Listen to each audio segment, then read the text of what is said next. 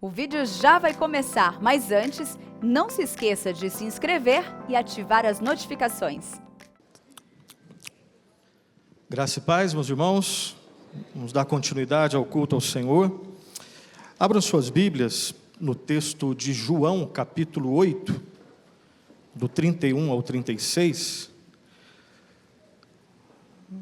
João, Evangelho do Senhor Jesus, narrado, registrado por João, capítulo 8, do 31 ao 36. Nós vamos falar sobre... Hoje será uma pregação temática. Hoje nós leremos o texto e não exporemos o texto em detalhes. Nós inspiraremos nesse texto, teremos esse texto como base, depois voltaremos a ele, na intenção de entender um pouco mais um dos temas que são centrais nas Escrituras, um dos temas que são centrais, no que a gente estuda lá no seminário, uma disciplina chamada antropologia. Quem nós somos, Quando você se dedica a entender, não só do ponto de vista teórico, mas do ponto de vista prático. Imagine você é um cristão, um servo de Deus, uma serva de Deus. De repente, há muito tempo você já confessou a Cristo. De repente, você é um novo convertido. Mas você sabe que hoje, pela graça de Deus, você já tem liberdade para amar a Deus, mesmo que de forma, embora sincera, mas imperfeita. Você é cristão, então você já consegue vir à igreja com alegria. Às vezes não com tanta alegria assim, mas você vem. Você não confia no seu sentimento, isso é bom, Você não despreza o seu sentimento, mas não confia totalmente no seu sentimento. E às vezes você acorda sem o sentimento de alegria de vir na casa de Deus. Mas você sabe que é domingo, dia do Senhor. E aí você cala o seu sentimento, luta contra o seu sentimento e dá mais valor ao que a palavra diz do que ao seu sentimento. Então você vem na igreja e pela graça de Deus sai diferente de como você veio.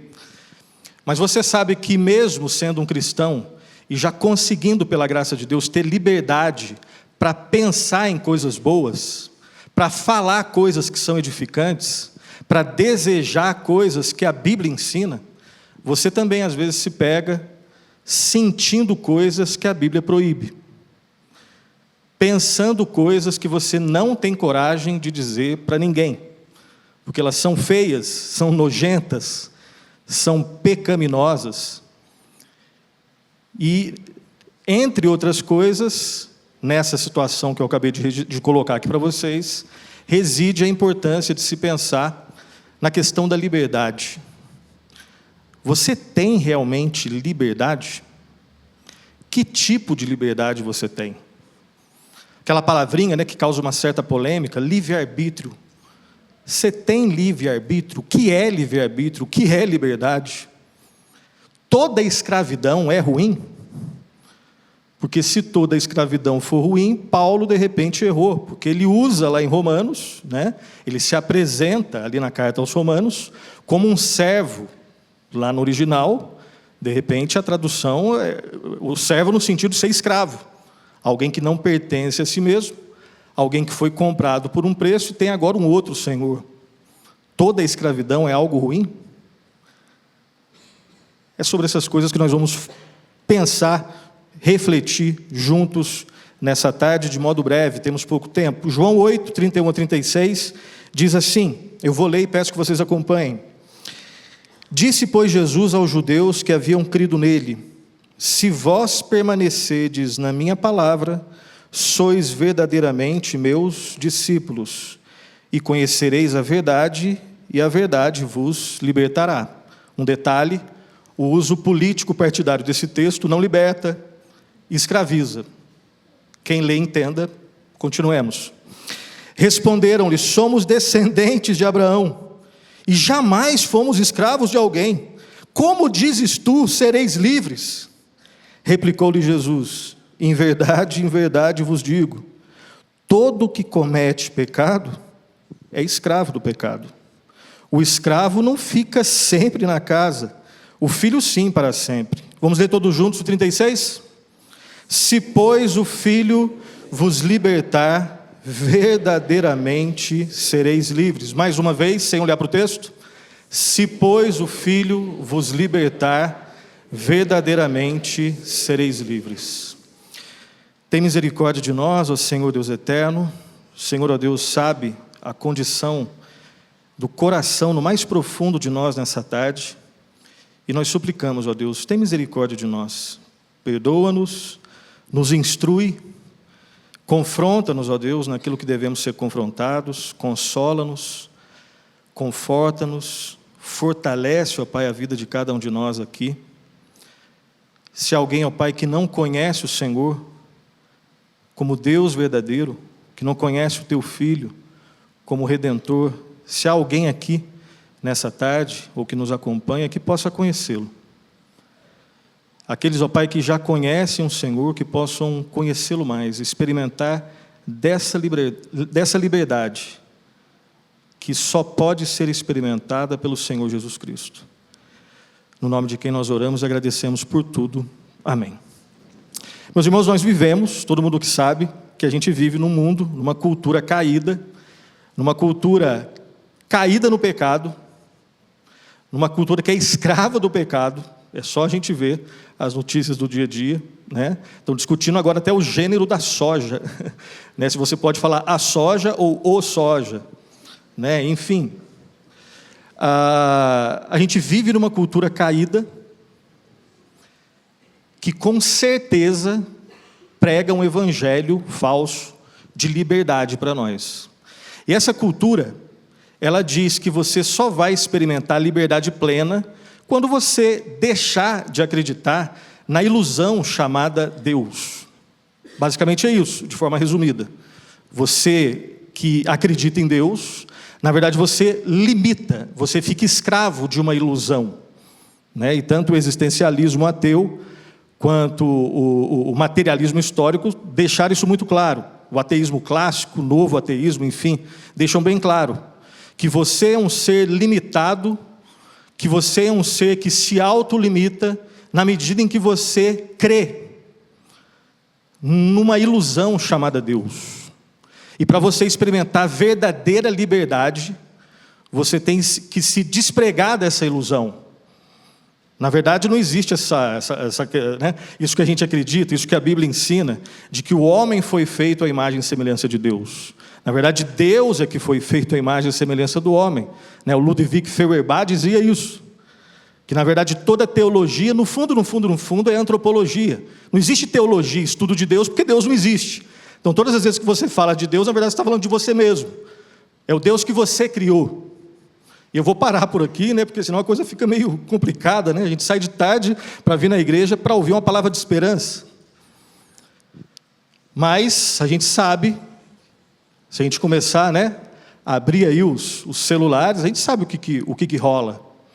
Os livros best-sellers, aqueles que se aventuram a depois do culto das 19, comer uma pizza assistindo o Fantástico, sabe que perde bastante da bênção, né? Aquela unção que a gente adquire aqui é perdida nos noticiários, nas narrativas ali das notícias, enfim. A gente sabe de tudo que, né, tudo que rola nisso daí. O que realmente é liberdade? A gente é livre mesmo? Como entender um pouco essas questões? Eu não tenho nenhuma ilusão de que em 20 e poucos minutos eu vou conseguir, né, dissecar tudo isso. Eu não sei de tudo isso também. Mas eu sei que as Escrituras, esse é um dos vários textos que deixam muito claro que liberdade existe e que ela só é adquirida na pessoa, só é experimentada na pessoa do Senhor Jesus Cristo. Mas antes, um breve panorama aqui. Primeiro, algumas frases que talvez nós já tenhamos proferido, né? Você decide, meu corpo, minhas regras, a vida é minha, eu faço dela o que eu quiser. É lógico que temos livre-arbítrio, se não tivéssemos, não faríamos escolhas. A maior prova de que somos livres é que nós temos o livre-arbítrio. Somos livres para fazer o que quisermos. A verdadeira liberdade não é estar presa a nenhuma regra. A escravidão já passou muito tempo. Hoje eu sou livre para fazer o que eu quiser e viver do jeito que eu bem entender. Religião, estou fora. Sou livre para viver do meu jeito. Essas são algumas frases que, de repente, algumas delas eu já disse, você também já proferiu. Como que a Bíblia trata dessas questões? Primeiro, vamos fazer um passeio rápido. Primeiro, vamos definir os termos. uma proposta aqui de definição de termos. Primeiro, o que é livre-arbítrio em linhas gerais? Não é uma palavrinha composta, livre, arbítrio. Arbítrio significa vontade, volição. Então a ideia popular por detrás dessa expressão livre-arbítrio é a possibilidade de que a sua vontade escolha sem influência. Alguns acham que é isso. Isso é impossível. Não existe nenhuma escolha feita sem influência, interna e externa. Todas as escolhas que nós fazemos são influenciadas interna e externamente. Então, livre-arbítrio, a noção que muitos têm de livre-arbítrio, que de repente talvez alguns tenham, corrigindo, é uma definição errada, por questão simples. Livre-arbítrio. Então, o meu arbítrio é livre? Não é. As escolhas que eu faço, a escolha que eu faço, qualquer uma delas, não é livre de quem eu sou. O que eu amo e o que eu odeio é influenciado pelas coisas que eu creio, que eu descreio, pela educação que eu tive, pela educação que me faltou, enfim, pelos livros que eu gosto, os livros que eu não gosto. Então não existe livre-arbítrio nesse sentido, de fazer escolhas sem influência. Agora, teve um único ser que possuía o livre-arbítrio, só que ainda não definiu o livre-arbítrio. Uma possível definição de livre-arbítrio, aquela que eu conheço, que eu considero a mais correta, depois no final você me corrija, você me ajude aí a melhorar essa definição, não foi eu que inventei, mas preste atenção, livre-arbítrio é a possibilidade, bem simples, é a possibilidade de fazer escolhas contra a sua natureza. Livre-arbítrio é a possibilidade de escolher contra a sua natureza. Um exemplo para melhorar. Tenta imaginar um ser que foi criado perfeito, mas que poderia fazer uma escolha contra a sua perfeição. Teve um ser que foi assim. Teve um ser que foi assim. Ele foi criado não imperfeito, ele foi criado perfeito. Perfeito. Só que ele tinha o livre-arbítrio, ou seja, ele tinha a capacidade de fazer uma escolha contra a sua natureza. Tanto é que ele fez. Estamos aí. Adão foi o único ser que teve livre-arbítrio. Adão foi o único ser que, criado em estado de perfeição, poderia fazer uma escolha que fizesse-o cair da sua perfeição, e ele fez. Então, livre-arbítrio, simples, possibilidade de escolher contra a sua natureza. Liberdade. Se livre-arbítrio é a possibilidade de fazer escolha contra a sua natureza, uma possibilidade de definição de liberdade, é a mais simples que eu conheço, é a única que eu conheço que é simples, rapidinha, né, e honra as Escrituras. Liberdade é a possibilidade de fazer escolhas não contra, mas conforme a sua natureza. Isso nós temos. Livre-arbítrio ninguém mais tem. Reverendo Augusto Nicodemos faz uma brincadeira, né, provocativa. Você acha que você tem livre-arbítrio? É simples, só se você testar. Decida agora ficar um dia sem pecar. Você não vai conseguir. Porque a sua natureza hoje não lhe permite isso. Nem a natureza hoje do cristão. Tem dois irmãos que foram citados essa tarde, que já estão num outro estágio. A dona Maria Chagas e o presbítero Misael. Hoje eles experimentam um outro tipo de liberdade. Eles não pecam mais. Mas nós que estamos, não do lado de lá da eternidade, mas do lado de cá da eternidade, nós temos liberdade, que daqui a pouco eu vou falar que tipo de liberdade é essa. Mas nós podemos fazer escolhas, na verdade nós só fazemos escolhas conforme a nossa natureza. Isso nós temos, ok? E perceba que eu sempre estou falando aqui de natureza humana, que não é um termo teórico, é prático. Natureza humana são aquelas características com as quais Deus nos criou. O ser humano é um ser social, né? O ser humano é um ser econômico, o ser humano é um ser administrativo, é um ser lúdico, nós gostamos de brincar, de brincadeira, de dar risada. O ser humano é um ser artístico, tem músicas, tem expressões artísticas na pintura, na poesia, que nos assustam, outras que nos deixam chorando de alegria. Todo mundo gosta disso, alguns mais, outros menos, mas todo mundo é assim. Mas qual seria aquela característica com a qual Deus nos criou? Aquela que é a mais básica de todas. Biblicamente, o ser humano, além de ser tudo isso daí, e outras que eu não falei, né? O ser humano é um ser fundamentalmente religioso. É um ser adorador. Ele foi criado por Deus e para Deus. E o pecado, essa frase eu já disse em vários outros sermões, o pecado não tira isso. O pecado redireciona, distorce isso. Nós fomos criados por Deus e para Deus, para amar a Deus sobre todas as coisas, encontrando nele tudo que a gente precisa. Nós queremos segurança, só nele tem, alegria, só nele tem, propósito, só nele tem, significado, só nele tem. O pecado não tirou isso. O pecado redirecionou de forma distorcida, viciosa, para que eu creia de forma última, não mais em Deus, mas naquilo que Ele criou. Seja o dinheiro, seja o status, a fama, o que for. E a Bíblia dá o nome disso de idolatria. É quando eu coloco no lugar de Deus aquilo que não é Deus. E isso escraviza. Se a verdadeira adoração liberta, a idolatria escraviza. Agora, nem toda escravidão é ruim. Porque esse exemplo que eu vou falar aqui eu já dei em outros momentos. Se você quer... E quando eu estou falando aqui de escravidão, esqueçam escravidão no sentido histórico. Brasil colonial, esqueçam. Isso nós sabemos que foi bastante ruim. Aqui é a escravidão do ponto de vista teológico, filosófico, que ela é ruim em algum aspecto e maravilhosa em outro aspecto. Aí você fala assim, Nilson, não estou entendendo nada. Em que sentido uma escravidão pode ser boa, simples? Primeiro você define escravidão. Escravidão é um estado onde você tem um senhor que não é você, você foi comprado por um preço e pertence agora a uma outra pessoa. Aí se você quer saber se escravidão pode ser uma coisa boa, é só perguntar quem é o Senhor. Se o Senhor for um ser humano que ainda lida com pecado e egoísmo como eu e você, se eu for o Senhor da sua vida, você está lascado. E vice-versa. Agora imagine só que quem te comprou é o amor. É o Senhor Jesus Cristo. A Bíblia diz que o povo de Deus foi comprado por um preço. A Bíblia diz que o povo de Deus não pertence a si mesmo, mas pertence a um outro Senhor. Nós estamos sobre a soberania de uma outra pessoa, que é Jesus Cristo.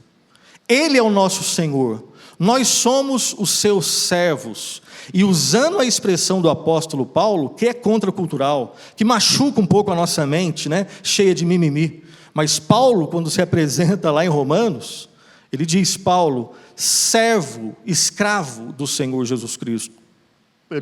Chamado para ser apóstolo, separado para o evangelho do Senhor Jesus Cristo. Paulo tinha certeza de que ele não pertencia a si mesmo, de que ele tinha um outro dono, um outro Senhor, e ele devia tudo a ele. Se Jesus é o nosso Senhor, nós somos seus escravos, nós somos sim os seus amigos, nós somos sim os seus servos, só que aí a palavra escravo toma um outro tipo de colorido. E é nesse sentido que nós podemos falar que não existe nenhuma relação mais libertadora do que ser escravo do Senhor Jesus Cristo. É nesse sentido que Agostinho, né, falava. Faz-me escravo de ti e me tornarei totalmente livre. Então, definindo esses termos, vamos tentar entender quem éramos nós, quem era o homem quando ele foi criado. Tenta imaginar o homem em Gênesis 1 e 2, antes da queda. O que ele tinha? Nós já falamos, o livre-arbítrio.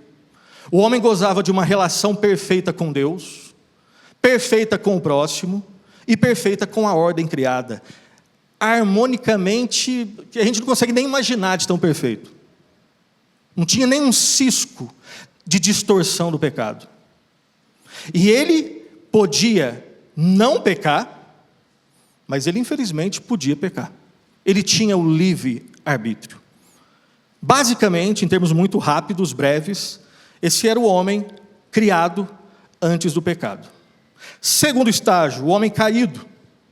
O que ele perdeu e como que ele ficou? Aqui é o homem, o ser humano, eu e você em Gênesis 3. Aquele relacionamento perfeito com Deus foi manchado. O relacionamento com o próximo foi manchado. O relacionamento com a criação foi manchado também. De forma que nós não podemos mais. O homem não podia mais. Adão, em Gênesis 3, Gênesis 4, não podia mais fazer uma escolha contra a sua natureza. A sua natureza agora não era mais perfeita, era uma natureza maculada, manchada, caída, viciada, e agora ele era escravo do pecado. O respirar de Adão era pecado. Tudo que ele fazia era pecado. E a Bíblia não chama esse estágio de um estágio de doença, é morte espiritual. E um morto espiritual não escolhe o bem. Um morto espiritual está biologicamente vivo, mas espiritualmente morto. Ele não consegue fazer nada que mude o seu estado. Esse é o nosso estado depois do pecado. E todos nós nascemos assim. Todo mundo aqui que é cristão, todo mundo aqui que crê em Deus, todo mundo que é convertido sabe que se não fosse Deus te escolher, você nunca escolheria Deus. Todo mundo sabe disso. Se você acha que é o contrário, tem algumas coisas que a gente não entendeu ainda. Que se Deus não me escolhesse, eu nunca iria escolhê-lo. Nunca. Em algum momento eu o escolhi. Eu me arrependi e criei em Deus. Mas como uma resposta da escolha dele a mim. O Espírito Santo toca no nosso coração. Pecados que a gente amava, agora a gente sente nojo. A Bíblia que a gente achava sempre chata, o culto no domingo que a gente achava uma coisa louca, de gente bitolada, de gente quadrada, agora a gente acha a coisa mais maravilhosa que existe. Eu sei que a gente luta ainda, tem lutas em relação a isso, o que prova que a gente não está totalmente livre em todos os aspectos.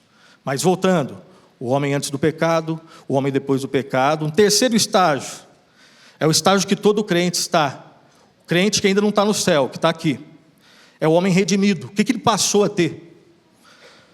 Aquele que foi atingido pela graça de Deus, pela ação do Espírito Santo, ele teve a sua natureza, que antes estava morta. O que aconteceu com a natureza? Foi vivificada, foi regenerada. Onde existia morte, agora foi implantado vida. E agora você consegue responder a Deus com arrependimento e com fé. Antes impossível, agora você consegue. Aí você fala assim, e agora voltou o livre-arbítrio? Não. Agora você tem uma liberdade que está sendo progressivamente restaurada. O crente é aquele que infelizmente não consegue ser impecável ainda, mas ele pode não pecar. Graças a Deus. O crente pode não pecar, mas um detalhe, ele não pode não pecar. Dá para entender? Eu sei que às vezes dá umas quebradas no cérebro assim, né? Pelo menos no meu assim que é mais devagar, o seu eu sei que vocês estão entendendo.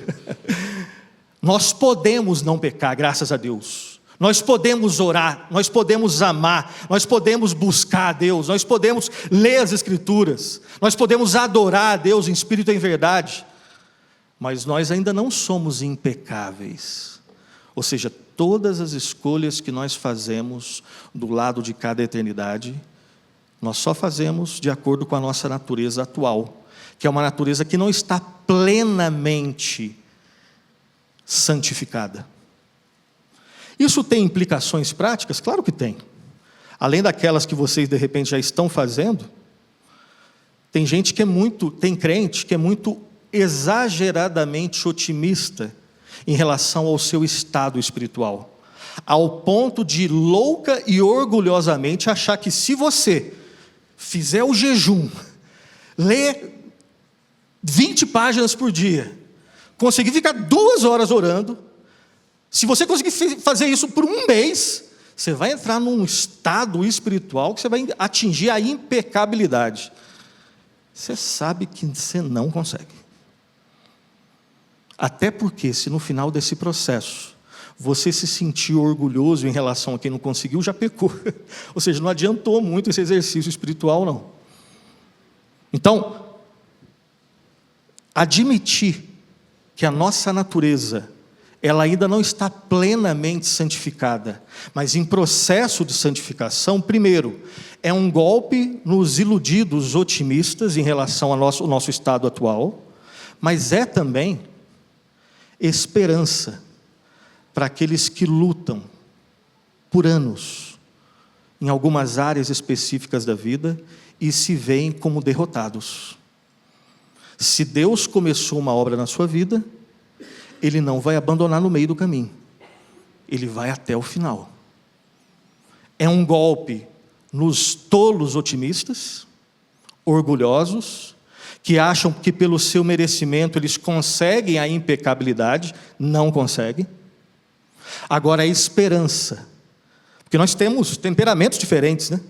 Tem gente que é mais para fora, tem gente que é mais para dentro, tem gente que é mais melancólico, enfim, tem gente que acha que se fizer vai conseguir. Naqueles que são mais melancólicos, naqueles que são mais para dentro, crentes, e que olham para a sua vida em retrospectiva e percebem que ainda estão lutando e caindo em pensamentos que a Bíblia proíbe, em atitudes e hábitos que a Bíblia proíbe, mas estão lutando. Esperança. A esperança.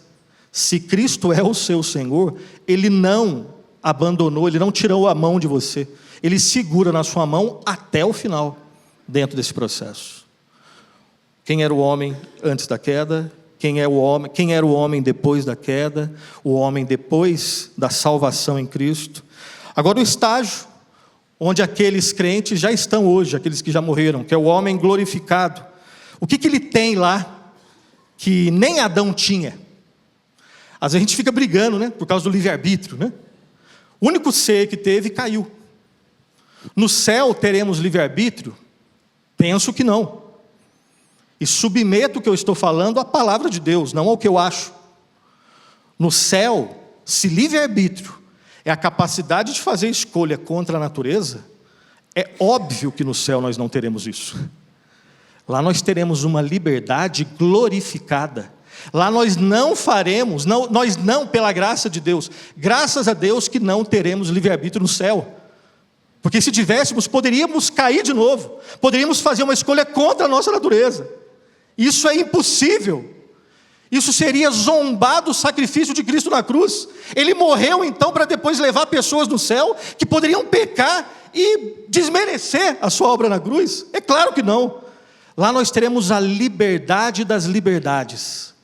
A liberdade para a qual o Senhor Jesus Cristo nos libertou, que já pode ser experimentada aqui, no tempo e no espaço, do lado de cada eternidade, e será experimentada de forma plena e perfeita do lado de lá da eternidade. Nos céus, ou nos novos céus e nova terra, nós só escolheremos aquilo que Deus quer, de forma totalmente livre. E se a lógica sua deu um tilt agora, esquece, não entra em problema com isso não, porque o seu Deus não é a lógica. Seria muito estranho que seres como eu e você conseguíssemos dissecar pormenorizadamente a mente excelsa e majestosa de Deus. Alguns assuntos nós conseguimos entender, graças a Deus, e outros assuntos nós não conseguiremos entender, graças a Deus, e não nos fará falta. A gente não consegue nem entender nem as coisas do mundo natural em todos os aspectos. O que dirá da mente excelsa e maravilhosa de Deus? A Bíblia nos ensina que nos céus nós escolheremos tão somente, e lá no fundo é isso que a gente quer já aqui. Quem dera eu e você conseguíssemos, de forma livre, não como robozinhos, porque Deus não criou robôs. Nós não somos, por um lado, nem seres autômatos, robozinhos, não somos, e por outro lado, não somos seres autônomos, lei para nós mesmos, não somos. Nós vivemos em liberdade só sob a lei de Deus. O mundo diz, preste atenção, nós vivemos numa cultura que diz que obediência é contradição de liberdade, não é isso? Se você obedecer, você não é livre. Que liberdade é essa que tem que obedecer? O mundo diz isso. O mundo coloca em xeque, em antítese, obediência como contradição de liberdade. O Evangelho é o contrário. Obediência não é contradição da liberdade. Obediência é condição da liberdade. Eu só experimento liberdade quando eu obedeço a palavra de Deus. Só que aí tem um detalhe. Nós não obedecemos perfeitamente. Não ache que a liberdade que você experimenta e vai experimentar advém do seu esforço, a princípio, de obedecer a lei de Deus. Foi uma outra pessoa que obedeceu no nosso lugar. É por isso que Cristo, lá no nosso texto, se pois o Filho vos libertar, verdadeiramente sereis livres. O pecado nos fez escravos. E nós não conseguimos alterar a nossa condição de escravos de pecado. É por isso que Deus enviou o seu Filho ao mundo, para morrer numa cruz, para pagar tudo, para pagar toda a nossa dívida. Assim como nós cantamos, Ele derramou o seu sangue, para nos purificar, para nos deixar quites com a lei.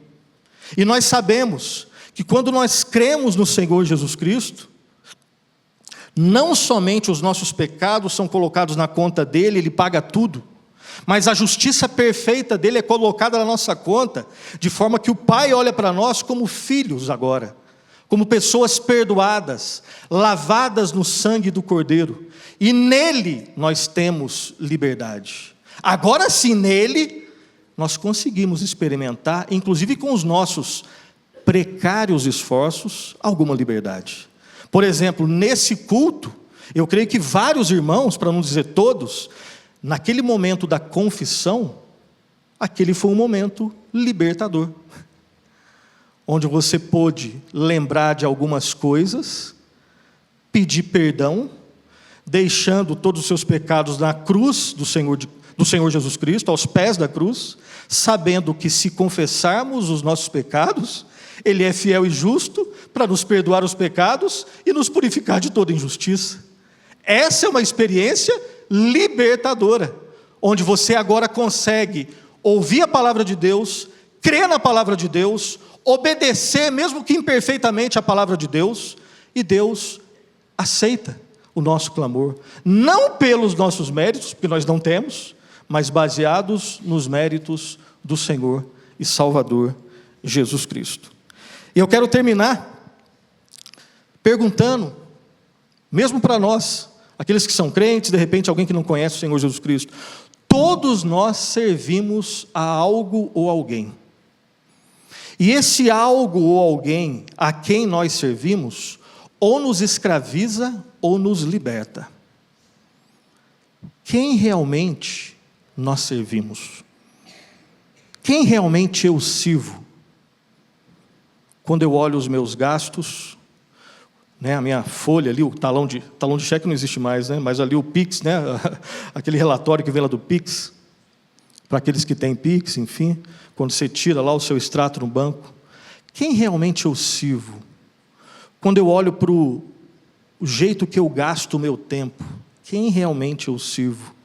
Os pensamentos que povoam a minha mente, as inclinações que eu tenho, o que realmente eu quero na vida? O que realmente eu quero na vida? A quem realmente eu sirvo? De novo, nós vivemos num mundo que diz que servir a alguém não vai redundar em liberdade. Mal sabem essas pessoas que elas já servem a alguém, e não é Deus. A Bíblia deixa bem claro que nós só experimentaremos mais liberdade, nós só seremos mais plenamente nós, quando nos encontrarmos em Deus. Não é à toa que a primeira pergunta do catecismo, que todo pastor repete, qual é o fim principal do homem? Qual é o propósito principal do ser humano? é adorar a Deus, amar a Deus, glorificar a Deus e se alegrar nele para sempre. Nós já conseguimos experimentar isso, mesmo que de forma imperfeita, mas um dia, pela graça de Deus, e o paradoxo disso é que nós sabemos que só na glória nós experimentaremos isso, mas ninguém quer morrer hoje, como o reverendo Arival sempre brinca, né? Ninguém quer morrer hoje, porque nós não fomos feitos para isso, mas encararemos um dia isso, mas não de forma desesperada, como os que partem sem Cristo, com lágrimas nos olhos, mas com esperança, sabendo que nós partiremos com as mãos dadas, porque Ele segura na nossa mão, com o Senhor e Salvador Jesus Cristo. E eu termino só lembrando que a grande chave, para experimentar cada vez mais liberdade no nosso dia a dia, é estar centrado no Senhor Jesus Cristo.